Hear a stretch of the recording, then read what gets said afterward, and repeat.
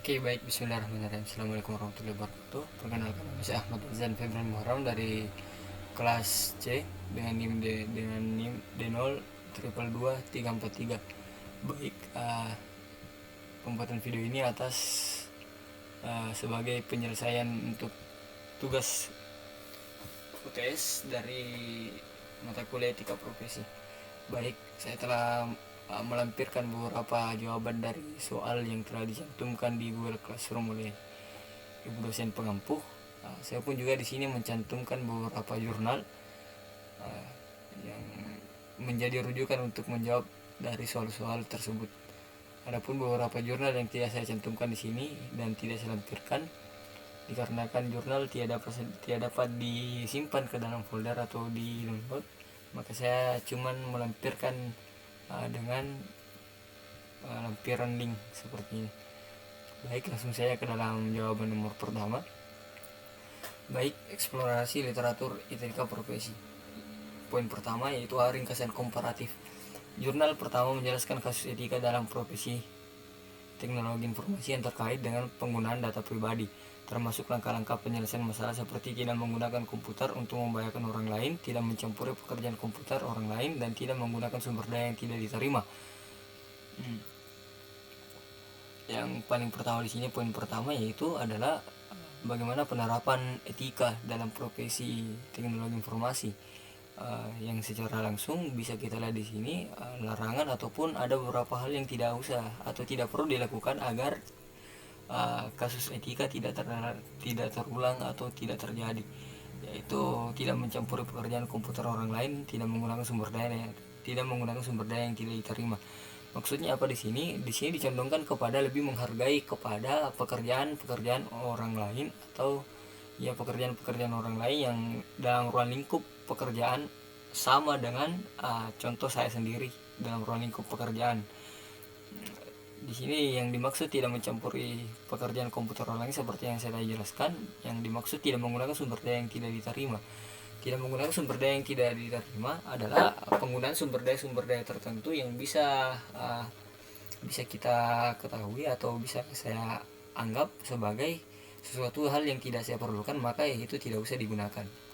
Jurnal kedua menjelaskan kasus etika dalam profesi teknologi informasi yang terkait dengan penggunaan data pribadi, termasuk konsep privasi informasi yang meliputi privasi jasmani, privasi relasional, dan privasi informasi. Jurnal kedua di sini dia lebih menjelaskan ke dalam kasus etika dalam profesi teknologi informasi, lebih menjerumus ke dalam konsep privasi informasi yang bisa meliputi 3 hal di sini, yaitu meliputi privasi jasmani, privasi relasional, dan privasi informasi.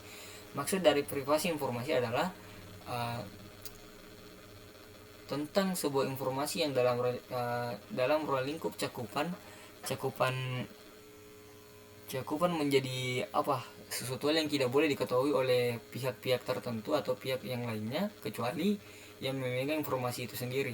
Contoh besar, ketika informasi yang saya dapat atau yang saya miliki tentang sesuatu hal itu tidak semestinya diketahui oleh orang lain. Begitu pula yang saya jelaskan di sini atau cantumkan di sini tentang konsep privasi informasi. Itu ada beberapa informasi yang tidak perlu dibutuhkan atau diketahui oleh orang lain, dan itu saya ketahui sendiri. Maksudnya privasi di sini adalah sesuatu hal yang kepunyaan kita sendiri ataupun orang lain, itu tidak perlu kita ketahui dan tidak perlu kita campuri atas keinginan kita sendiri dan atas keperluan tertentu di diri kita terhadap orang tersebut. Namun jika dalam ruang lingkup kita mempunyai relasional atau relevansi atau hubungan antara orang tersebut dan kita mempunyai kebutuhan kepada dia, lantas dia memberikan akses atau memberikan izin untuk mengetahui hal itu, tidak masalah. Itu kan sudah menjadi sebuah hubungan timbal balik antara dua individu ataupun dua manusia. Baik, poin kedua pada nomor 1 yaitu prinsip-prinsip etika profesional. Poin pertama pada poin kedua yaitu prinsip-prinsip etika profesional dari jurnal pertama dapat diterapkan pada ruang lingkup kerja baik dalam IT maupun dalam dunia kerja lainnya, dan isi dari jurnal tersebut lebih mengarah ke kepatuhan terhadap aturan-aturan yang berlaku seperti tidak melanggar undang-undang yang berlaku dan menjaga keamanan dan keselamatan data. Poin kedua pada Poin kedua yaitu prinsip-prinsip etika profesional yang terdapat pada jurnal kedua dapat menjadi acuan untuk saling memahami dalam menjaga sidang privasi dalam suatu ruang lingkup perusahaan, seperti menjaga privasi jasmani, privasi relasional, dan privasi informasi. Seperti yang saya jelaskan tadi tentang privasi ini adalah tentang sesuatu hal yang diketahui oleh orang-orang tertentu ataupun manusia tertentu, itu tidak perlu diketahui oleh orang-orang yang lainnya tanpa sepengetahuan orang yang memiliki informasi tersebut. Dikarenakan ketika kita mencampuri hal-hal tersebut, di situ kita akan melanggar beberapa etika-etika ataupun literatur etika profesional maupun moral-moral dalam berkehidupan sehari-hari. Baik, lanjut ke dalam nomor 2, yaitu analisis keputusan etis berbasis riset. Studi kasus tersebut mengidentifikasi faktor-faktor etis yang dipertimbangkan dalam pengambilan keputusan, seperti pelanggaran etika dalam bidang teknologi informasi yang mempengaruhi tenaga kerja. Tadi yang saya coba lampirkan studi kasusnya adalah ketika saya mempunyai data atau informasi, lantas orang lain ingin mengetahuinya tanpa sepengetahuan saya, di situ akan melanggar etika atau melanggar etika dalam ruang lingkup ketenagakerjaan, di mana saya bisa mengatakan bahwa orang tersebut tidak menghargai saya sebagaimana mestinya karena dia mengambil informasi atau ingin mengetahui sesuatu hal yang saya ketahui tanpa seizin dari saya. Di situ bisa mempengaruhi tenaga kerja ataupun bagaimana saya lagi bekerja di ruang lingkup itu, karena saya merasa sudah tidak dihargai di situ. Poin kedua pada jawaban kedua ini adalah prinsip bisnis sebagai profesi luhur dapat mempengaruhi keputusan dalam kehidupan sehari-hari, seperti memperhatikan kepentingan masyarakat dan memperhatikan etika dalam penggunaan teknologi informasi. Di sini ada beberapa jurnal yang saya lebih condongkan, yaitu di sini etika profesi dalam bidang teknologi informasi, jurnal komunikasi hukum, ada juga efektivitas undang-undang informasi dalam transaksi elektronik di Indonesia dalam aspek hukum pidana, hukum dan teknologi menghadapi tantangan hukum di era digital, dan masih banyak lagi beberapa jurnal yang masih saya lampirkan. Ada juga di sini yaitu undang ITE dalam perspektif perkembangan teknologi informasi dan komunikasi. Baik, lanjut pada jawaban nomor ketiga. Penelitian dampak cybercrime. Temuan dari minimal 3 artikel yang berbeda tentang dampak cybercrime terhadap masyarakat dan profesional teknologi informasi, seperti penipuan lelang secara online, penyadapan data orang lain, dan manipulasi data. Kenapa saya menaruh di sini penelitian dampak cybercrime? Karena saya memahami atau merujuk ke dalam penyalahgunaan teknologi sekarang lebih dicondongkan ke dalam cybercrime, di mana bisa saya cantumkan di sini seperti penipuan lelang secara online. Contoh besar penipuan lelang online kan biasa diadakan di situs-situs web tertentu, yang dimana itu sangat besar risikonya untuk terjadi penipuan di situ. Bukan cuma penipuan lelang secara online saja, bahkan transaksi secara online pun itu memiliki risiko yang sangat besar untuk terjadinya penipuan di situ.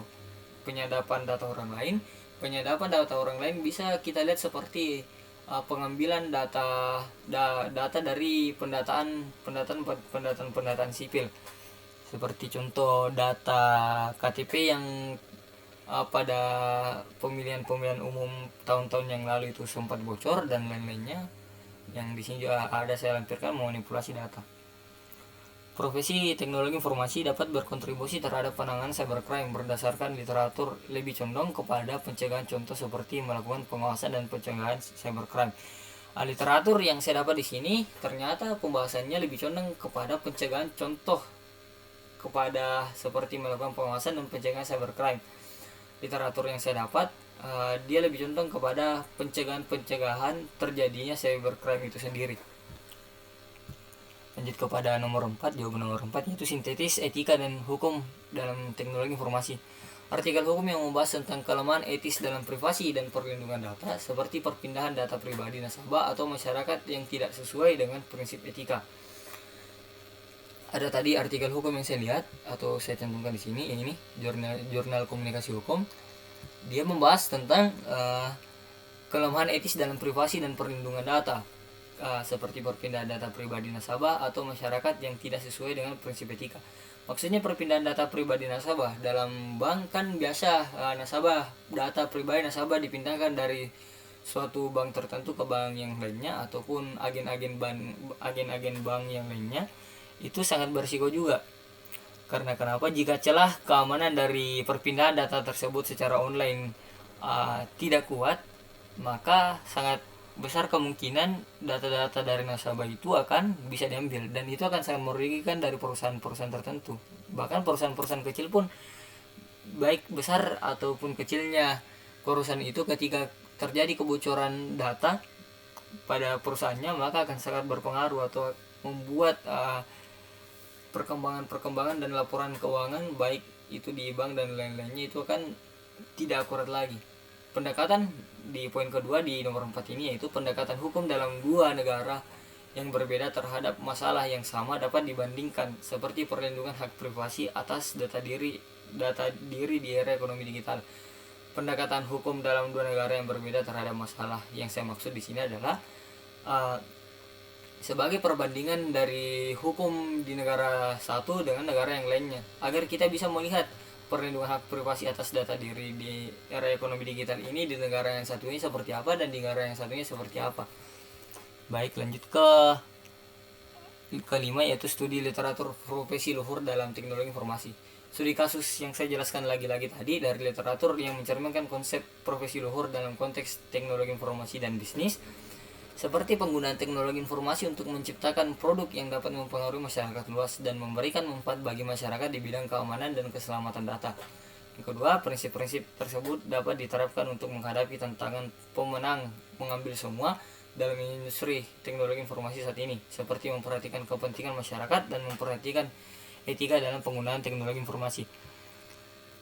Baik, literatur yang saya cantumkan pada PowerPoint ini saya tandai dengan penomoran yang ada di belakang argumen ataupun jawaban saya. Ya, ini contohnya 1, 2 dan 4. Ini di sini berarti saya mengambil dari link ini 1, 2 dan 4. Itu cara saya untuk melampirkan jawaban saya, karena lagi-lagi saya tadi bahaskan bahwa tidak semua jurnal yang saya dapat dan menjadi rujukan dari jawaban saya bisa saya lampirkan semuanya, dikarenakan ada beberapa jurnal yang tidak bisa saya download dan saya tidak bisa untuk melampirkannya di video kali ini. Baik, mungkin itu saja jawaban dan video saya kali ini. Mohon maaf atas segala kekurangannya. Mohon maaf juga atas jika ada sebuah kata yang dapat menyinggung pihak-pihak tertentu. Saya meminta maaf atas segala kekurangan yang saya cantumkan pada video ini. Cukup saja video kali ini. Wabillahi taufiq wal hidayah. Wassalamualaikum warahmatullahi wabarakatuh.